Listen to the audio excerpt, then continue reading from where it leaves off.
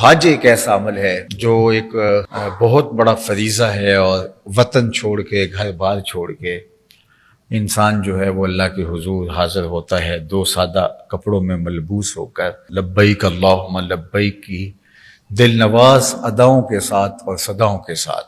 تو اللہ تعالیٰ جل شانہ فرشتوں پر فخر و مباحات کرتا ہے جب ان کپڑوں کے اندر عرفات کے میدان میں، مزدلفہ میں، منی میں حاجی اس کو پکار رہے ہوتے ہیں، تو اللہ فرشتوں میں مباحات کرتا ہے، فرشتوں میں فخر کرتا ہے کہ دیکھو میرے بندے کس طرح میرے حضور التجائیں پیش کر رہے ہیں۔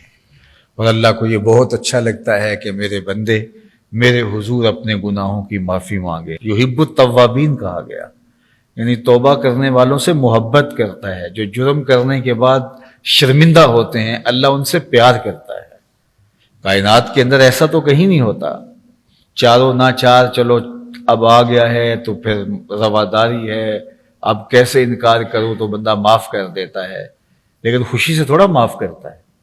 لیکن اللہ فرماتا ہے کہ میں توبہ کرنے والوں سے محبت کرتا ہوں۔ یہ ایک انوکھا اسلوب ہے، انوکھا رنگ ہے۔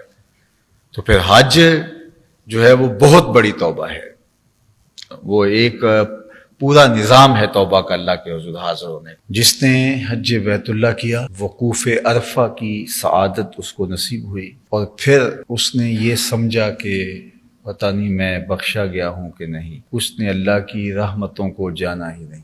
اللہ کے محبوب علیہ السلام نے عرفہ کے موقع پر لمبی دعائیں فرمائیں، امت کی بخشش کے لیے، مغفرت کے لیے اللہ کے حضور التجائیں پیش کی، حضور کی دعائیں قبول فرما لی گئی، الا یہ کہ اگر کسی نے کسی پر ظلم کیا ہو تو اس کی معافی نہیں ہوگی۔ ظاہر اس کا تعلق حقوق العباد سے ہے۔ حضور علیہ السلام مقام عرفات سے پھر جب مزدلفہ تشریف لے گئے، مشعر حرام کے قریب صبح کے وقت حضور نے دوبارہ قیام کیا، وقوف فرمایا اور اللہ کے حضور دعائیں کی۔ الہا زاری کی کیفیت تھی، چشمان رحمت سے آنسو جھڑ رہے تھے۔ اچانک حضور علیہ السلام کے چہرے پہ مسکراہٹ پھیل جاتی ہے۔ حضرت ابو بکر رضی اللہ تعالی عنہ اس حج میں حضور کے ساتھ تھے۔ انہوں نے کہا اضحک اللہ سنک، اللہ آپ کے دانتوں کو ہمیشہ مسکراتا ہوا رکھے۔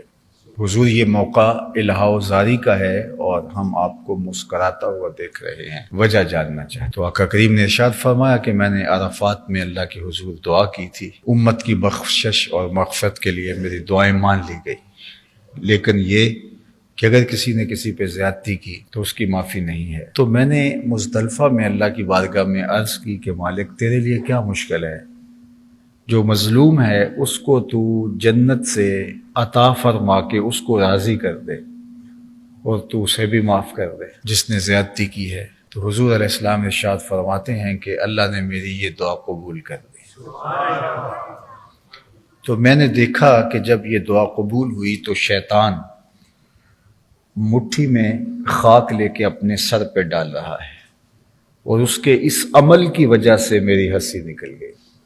تو اللہ تعالیٰ نے حج کی شکل کے اندر، حج کی صورت کے اندر اس امت کے لیے بہت بڑا انعام رکھا ہے۔ قدم قدم پہ غفران و رحمت ہے، ایک ایک قدم پہ نیکی ہے۔ حاجی کا جو ہی قدم اٹھتا ہے، اس کے اٹھنے والے قدم پہ اس کو نیکیاں دی جاتی ہیں اور اس کے گناہ معاف کر دیے جاتے ہیں، اور اس کا ہر لمحہ، ہر ساعت، ہر گھڑی، چونکہ وہ ضیوف الرحمان اللہ کے مہمان ہوتے ہیں، تو مہمان کی جس طرح پذیرائی کی جاتی ہے، ہمارے جیسے لوگ بھی جو مروت کے اس درجے پہ نہیں ہوتے پھر بھی اس بات کا خیال رکھتے ہیں جو گھر آیا مہمان ہے اس کی کیسے تکریم دینی ہے۔ تو اللہ کے جو مہمان ہیں، اللہ ان کو کیسے ان کی عزت افزائی فرماتا ہوگا، اور کتنی کرم نوازیاں ان پر برستی ہوگی۔ جتنے بھی ہمارے اعمال ہیں اللہ نے بخشش کے بہانے رکھے ہوئے ہیں۔ نماز ہے، ایک نماز ما قبل جو نماز ہے اور دوسری نماز کے درمیان جتنا وقت گزرا ہے، تو یہ اس وقت کے گناہوں کا کفارہ ہے۔ اس طرح جمعہ، یہ پچھلے جمعے سے لے کر اس جمعے تک ہم سے جو خطائیں سرزد ہو گئے، تو یہ جمعہ ان گناہوں کا کفارہ ہے۔ اسی طرح رمضان جو ہے وہ پورے ایک سال کے گناہوں کا کفارہ ہے۔ جب آپ وضو کرتے ہیں تو وضو سے گناہ جھڑتے چلے جاتے ہیں، اللہ اکبر، یہ اللہ تعالیٰ جل شانہ نے کتنی کرم نوازی اور کتنی رحمت جو ہے وہ بندوں کے اوپر ڈال رکھی ہے۔ تو اللہ تعالیٰ نے حج کی شکل کے اندر، حج کی صورت کے اندر اس امت کے لیے بہت بڑا انعام رکھا ہے۔ اللہ کے حضور حاضری ہے، اپنی بے بسی کا اظہار ہے، لباس اور زینت ترک کرنا ہے، اپنا وطن ترک کرنا ہے، بہت ساری مشروع اور جائز چیزوں کو چھوڑنا ہے۔ اور پھر حج اگر آپ دیکھیں تو یہ ایک اللہ کے حضور ایک دیوانگی، ایک جنون کی کیفیت کا نام ہے۔ بندہ کس طرح دیوانہ وار اس کے گھر کے گرد گھومتا ہے اور لبیک کی صدائیں لگاتا ہے کہ میرے مالک میں تیری چوکھٹ پہ آ گیا ہوں۔